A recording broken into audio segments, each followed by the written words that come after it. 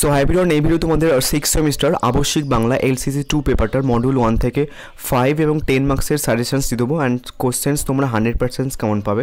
তার একটা বিশেষ কারণ আমি তোমাদের বলি যে আমার চ্যানেলটা অনেকেই জানো যে প্রায় 65,000 70,000 সাবস্ক্রাইবার চালা ইউটিউবার আমার চ্যানেলটা সাবস্ক্রাইব করে রাখে।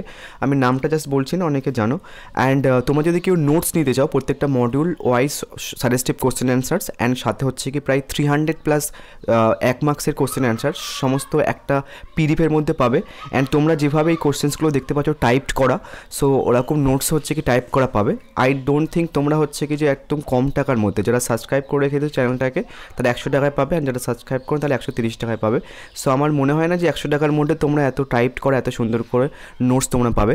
আর একটা জিনিস তোমরা অ্যাভয়েড করে যাবে, সেটা বলে দিই, সেটা হচ্ছে কি যে মানে বইয়ের ছবি তোলার নোটস তোমরা একটুখানি অ্যাভয়েড করে যাবে, ঠিক আছে? যদি বইয়ের ছবি তোলায় যদি নোটস তোমরা নাও তাহলে একটা বই কিনে নিতে পারবে, তাই না? সো বইয়ের ছবি তোলার নোটস তোমরা নেবে না, টাইপ করার নোট হলে তাহলে টাকা দিয়ে কিনবে, আদারওয়াইজ বইয়ের ছবি তোলার নোটস যদি কেউ বিক্রি করতে চায় তাহলে বলবে যে ফ্রিতে দাও, ঠিক আছে? এরকম বলবে।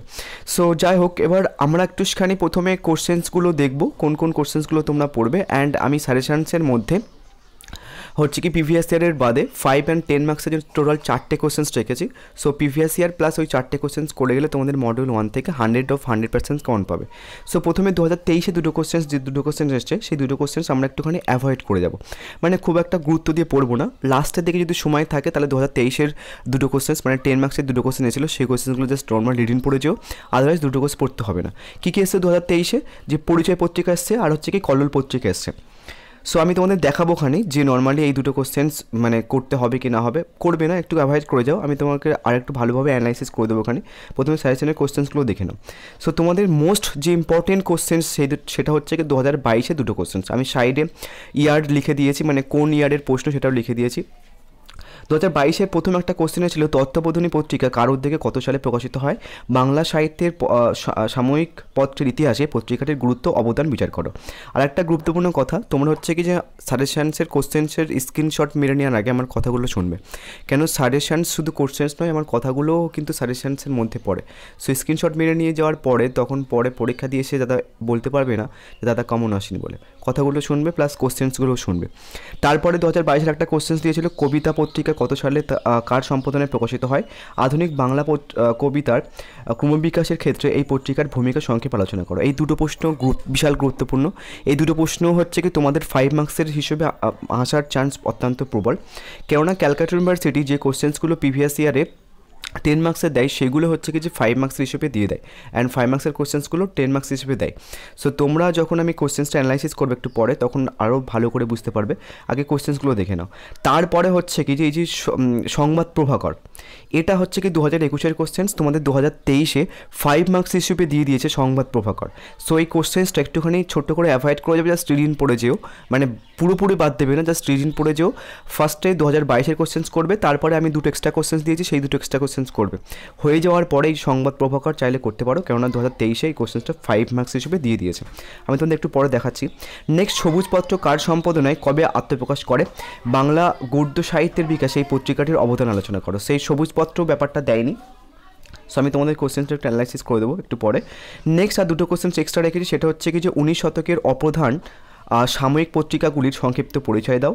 তারপরে একটা কোশ্চেন্স রেখেছি মডিউল 1 থেকে আবশ্যিক বাংলা এলসিসি 2-তে, যে বাংলা সমসাময়িক ইতিহাসে তত্ত্ববোধিনী, বঙ্গদর্শন, সাধনা, ভারতী পত্রিকার সম্বন্ধে যা যেন লেখো। এবার আরেকটা জিনিস তোমাদের এখানে দেখায় যে ভারতী পত্রিকা যদি এসে গিয়ে থাকে, মানে এবার তোমাদের 5 মার্কসের কোশ্চেন্সগুলো একটু দেখাবো।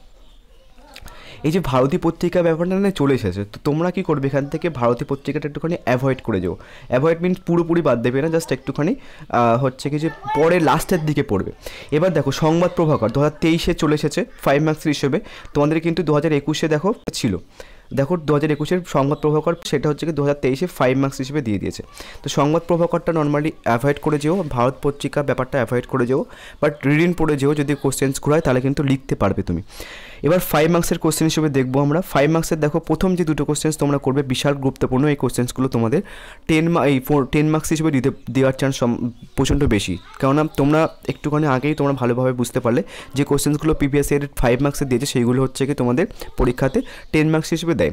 সো এই দুটো 22-এর কোশ্চেন্স 5 মার্কসের হিসেবে দিয়েছিল। সো তোমরা এগুলো 10 মার্কসের পার্সপেক্টিভে পড়বে। সো বাংলা সাহিত্যের বিকাশে বঙ্গরচন পত্রিকার গুরুত্ব বিচার করো, আর বাংলা গদ্যের বিকাশে সবুজপত্র পত্রিকার ঐতিহাসিক গুরুত্ব আলোচনা করো।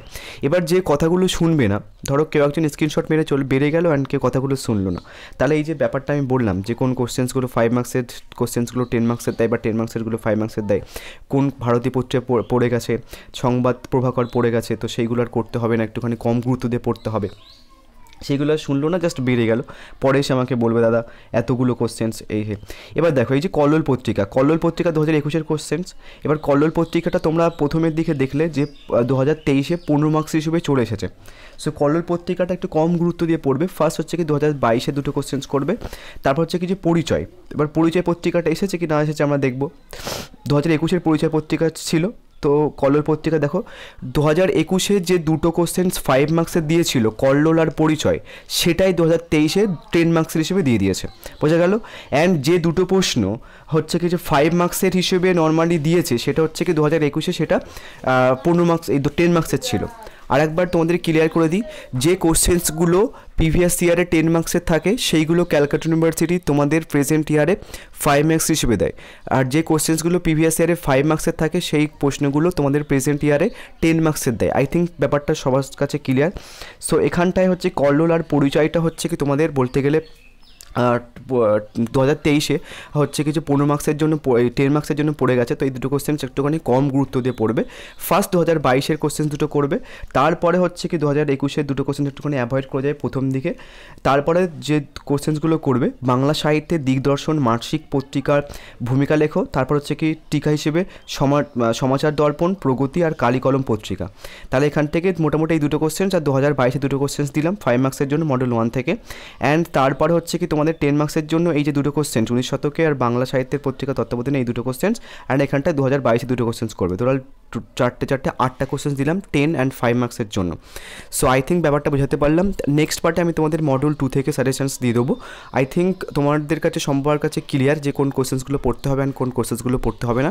আমি সাজেশনসটা নর্মালি তোমাদের কাছে একটা রিয়েলিস্টিক করার চেষ্টা করি যে কেমন ধরনের কোশ্চেন্স আসতে পারে, কেমন ধরনের কোন দাগে বা কেমন ধরনের কোশ্চেন্স কেমনভাবে আসছে, কোন ধরনের কোশ্চেন্স কেমন ধরনের আসছে, এটা আই থিঙ্ক তুমি কোনো চ্যানেলে পাবে না।